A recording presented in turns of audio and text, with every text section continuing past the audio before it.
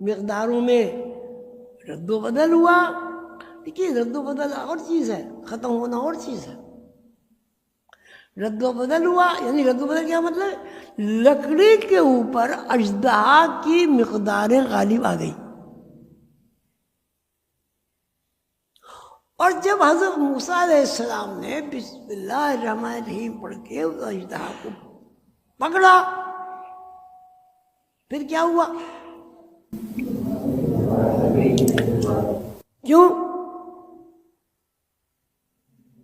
کیوں؟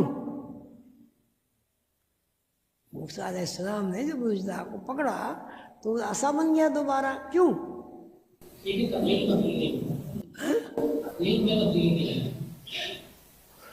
مقداریں بحال ہو گئی. ٹھیک ہے، مقداریں بحال ہو گئی اس کی. تو یعنی کوئی اس میں ایسی بات نہیں ہوئی کہ وہ چیز ہو گئی ہو جو اللہ تعالیٰ کی منشاء اور مرضی و قانون کے مطابق نہ ہو. بھئی آپ نے چائے کی پیالی میں 1 چمچی ڈالی، چائے کی پیالی میں آپ نے 2 چمچی چینی ڈالی. 2 چمچی چینی ڈالو گے چائے زیادہ میٹھی ہو جائے گی، آدھی چمچی چینی ڈالو گے چائے کم میٹھی ہوگی. کیوں؟ مقداریں وہ فرق ہوگی. تو اب یہ جو معجزہ، کرامت، استدراج، یہ خرق عادت کہلاتی ہے. استدراج کی جو خرق عادت ہے وہ اللہ تعالیٰ کے لیے ناپسندیدہ ہے، وہ سب شیطانی عمل ہے. چونکہ شیطانی کردار اللہ تعالیٰ کو ناپسند ہے، اس لیے اس کردار سے جو کچھ ظہور میں آئے گا سب اللہ تعالیٰ کو ناپسند ہے. کرامت اولیاء اللہ سے صادر ہوتی ہے اور معجزہ انبیاء سے. تو خرق عادت یہ ہوئی کہ آپ ان مقداروں میں رد و بدل کر دیں. مقداروں میں رد و بدل کون کرے گا بھائی؟ کون کرے گا؟ جو واقف ہو. جیسے حضور قندر بابا کا اسی میں ایک قصہ، یہ کبوتر والا واقعہ ہے. کبوتر زندہ کیسے ہوا؟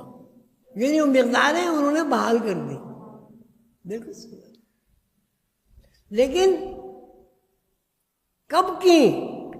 جب حضور قلندر بابا اولیاء رحمۃ اللہ علیہ کے تخلیقی قوانین اور مقداروں کے قوانین سے واقفیت رکھتے ہیں. ایک آدمی کو اگر شربت بنانا نہیں آتا وہ کبھی شربت نہیں بنا سکتا. اب آپ سے کوئی کہے جی شربت روزہ بنا دو، آپ نہیں بنا سکتے. بنانے والے بنا لیں گے، اس لیے انہیں پتہ ہے. تو تبدیلی کا منشا یہ نہیں ہے کہ تخلیق میں کوئی بہت بڑا کوئی رد و بدل نمایاں ہو گیا. نہیں، مخلوق ہی رہی، تخلیق ہی رہی، مقداروں میں رد و بدل ہو گیا. اب لکڑی کی مقداریں الگ، اس کا لوح قلم میں بڑی تفصیلی کے ساتھ ذکر ہے، جہاں ان کا 10واں 12واں 10واں 13 مقداریں ہیں، وہ ہے نا پورا شرح لوح قلم. اب کیا کرامت کیا ہوئی بھائی؟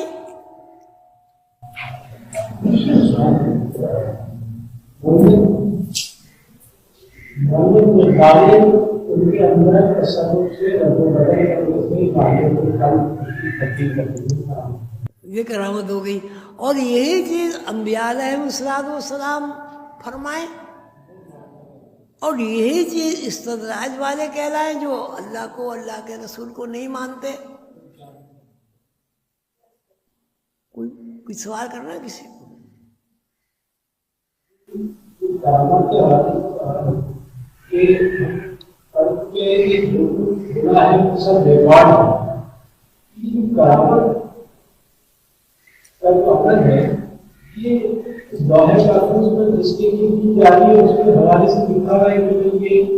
اس طرح ہوگا.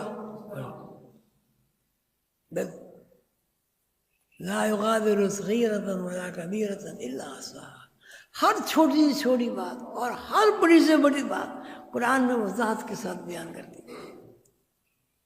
یہ پتہ ہے اللہ تعالیٰ کو کون کیا حضرت موسیٰ علیہ، یہ پتہ نہیں ہے اللہ تعالیٰ کو نعوذ باللہ توبہ استغفار کہ حضرت موسیٰ علیہ السلام تشریف لائیں گے دنیا میں، وہ جادو والوں سے ان کی لڑائی ہوگی، وہ جادو کا جو ہے نا غلبہ ختم ہو جائے گا، اللہ کے دین کا غلبہ آ جائے گا، فرعون ختم ہو جائے گا، یہ سب اللہ کے علم ہے نہیں۔ یہاں جو بھی کچھ ہوتا ہے اللہ کے علم کے بغیر نہیں ہوتا۔ جی اور کوئی صاحب بھائی؟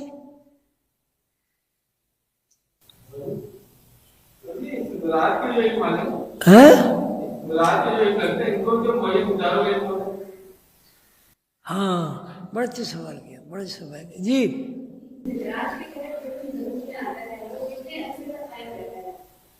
اس کے سال متعین ہے، ایک سال متعین ہے، دوسرے یہ کہ اگر پانی کے اوپر سے آدمی گزر جائے، پانی کے اوپر سے آدمی گزر جائے تو استدراج کا اثر ختم ہو جاتا ہے۔ مثلا کسی کے اوپر جادو ہو گیا، اب اس کو آپ گزار دیجئے، اس میں کشتی میں بٹھا کے سمندر پار کرا دیجئے، کوئی دریا پار کرا دیجئے تو جادو کا اثر ظاہر ہو جاتا ہے۔ اس کا بھی قانون ہے کیوں ایسا ہو جاتا ہے؟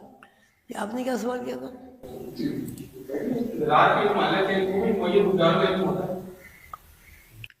کوئی چیزیں ایسی ہوتی ہیں کہ اس کا علم حاصل ہوتا ہے،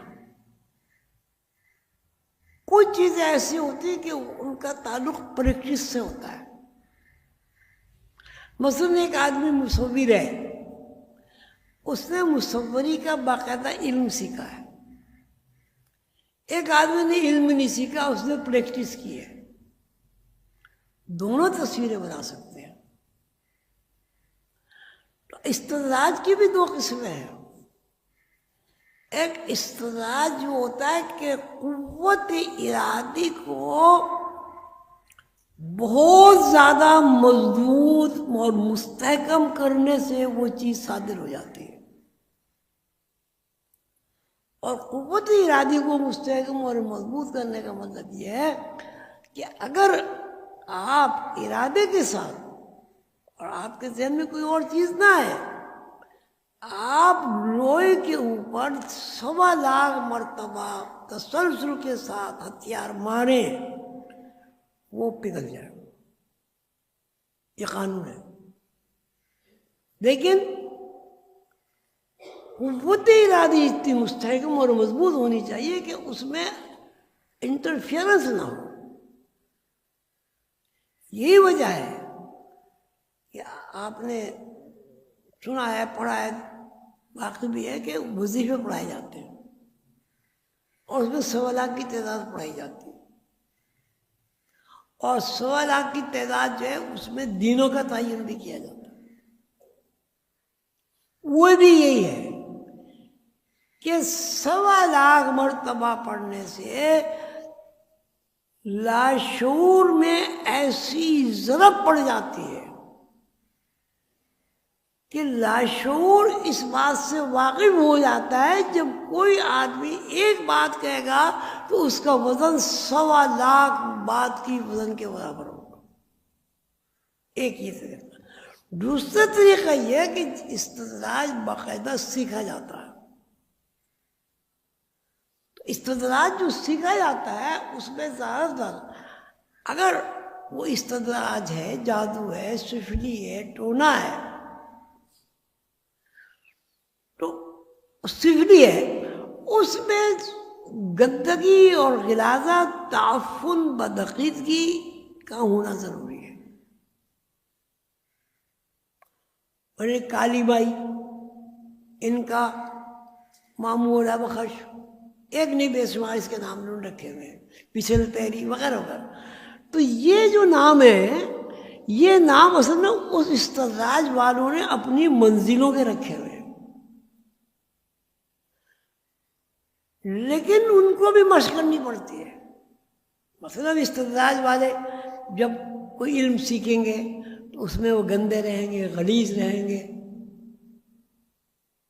تاکہ ان کے ذہن کی پاکیزگی متاثر ہو کر صفائی کی طرف مائل نہ رہے، پاکی کی طرف مائل نہ رہے۔ جادو سیکھنے والے گندے رہتے ہیں، اتنا بھی ہے کہ وہ باقاعدہ میں نے کتابوں میں پڑھا کہ وہ ایک اسٹیج ایسا آتا ہے کہ وہ روزانہ ایک سیخ پخانے کی بھی کھلاتے ہیں، مرگھٹ میں بھی جاتے ہیں۔ کچھ پڑھا کے جب آدمی مرتا ہے تو قبروں میں ککریاں بھی پھینکتے ہیں، غلیظ رہتے ہیں، نہاتے نہیں ہیں، غذائیں ایسی کھاتے ہیں بدبودار سڑی ہوئی، یعنی روحانی علوم کے بالکل اپوزٹ ہوتے ہیں۔ اب آپ کہیں گے یہ کیا بات صحیح، گندگی؟ دیکھیے اس کا مطلب یہ ہوا کہ وہ ہر وہ کام کرتے ہیں جس کو اللہ تعالیٰ نے منع فرمایا۔ مخاصمت، مخالفت، بغاوت اگر ان کے اندر نہ ہو تو وہ استدراج نہیں سیکھ سکتے۔ شیطان کیا ہے؟ شیطان کا اگر آپ لفظی ترجمہ کریں کہ بھئی ایک لفظ بتاؤ جس سے سارے معنی پوری ہو جائیں، بغاوت۔ شیطان نے بغاوت کی، اللہ سے بغاوت کی۔ تو اللہ کا جو باغی ہے، ظاہر ہے ہر وہ کام اس کے لیے پسندیدہ ہوگا جو اللہ کو ناپسند ہو۔ تو استدراج والے جو ہیں گندے رہتے ہیں، گندگی کو استعمال کرتے ہیں، اور بہرحال ایسی ایسی گندگی ہے کہ اس کا بیان کرنا اچھا نہیں لگتا، لیکن بغیر گندگی کے وہ استدراج نہیں سیکھتے۔ وہ تو اب استدراج کو ایک باغیانہ عمل بھی کہہ سکتے ہیں۔ اور کوئی صاحب؟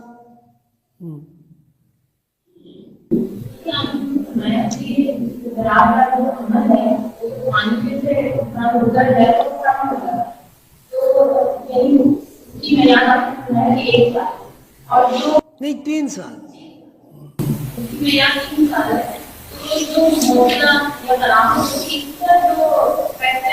ہاں اس کا بھی قانون، اور بالکل عجیب بات ہے، بالکل یہی سوال میں نے اپنے پیر مرشد حضور قندر بابا سے کیا تھا، بالکل یہ جو آپ کہہ کہ آپ نے کیا۔ انہوں نے اس بات میں فرمایا تھا کہ استدراج کا اثر جو ہے وہ فضا سے بھی ختم ہو جاتا ہے۔ استدراج کا اثر پانی کے اوپر سے گزرنے سے بھی ختم ہو جاتا ہے۔ استدراج کا عمل کوئی ورد کر لے آدمی قرآن کا، اس سے بھی ہو جاتا ہے، یا کوئی آدمی دم درود کر دے اس سے بھی ہو جاتا ہے، طریقے ہیں مختلف۔ ہاں معجزہ اور کرامت کا اثر جو ہے وہ ختم نہیں ہوتا جب تک کہ صاحب کرامت اس کو ختم نہ کرے۔ یہ فرق ہے اس میں۔ معجزہ تو ٹھیک ہے، حضرت موسیٰ علیہ السلام نے عصا پھینکا، سبزہ بن گیا، تو عصا کب بنا؟ عصا کب بنا؟ یعنی انہوں نے جب واپس کیا اس کو۔ تو جب تک صاحب کرامت اس کرامت کو الگ نہ کرے اس وقت تک وہ اثر ظاہر نہیں رہے گا۔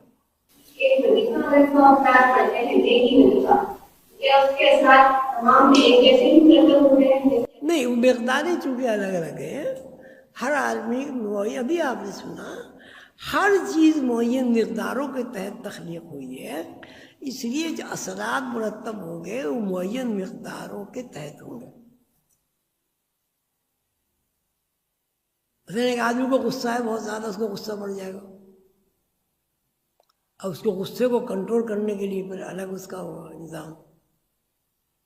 مثلا ایک آدمی کی سکت کم ہے، وہ اس کو جو وظیفہ پڑتی ہے وہ معین مقدار ہے، اس سے زیادہ اس کی مقدار ہو جاتی ہے وہ باولا ہو جاتا ہے۔ جس کو رجت کہتے ہیں. رجت کیا چیز ہے؟ رجت آپ نے سنا ہوگا نا کہ رجت ہو گئی، رجت ہو گئی، رجت ہو گئی، وظیفہ الٹ گیا.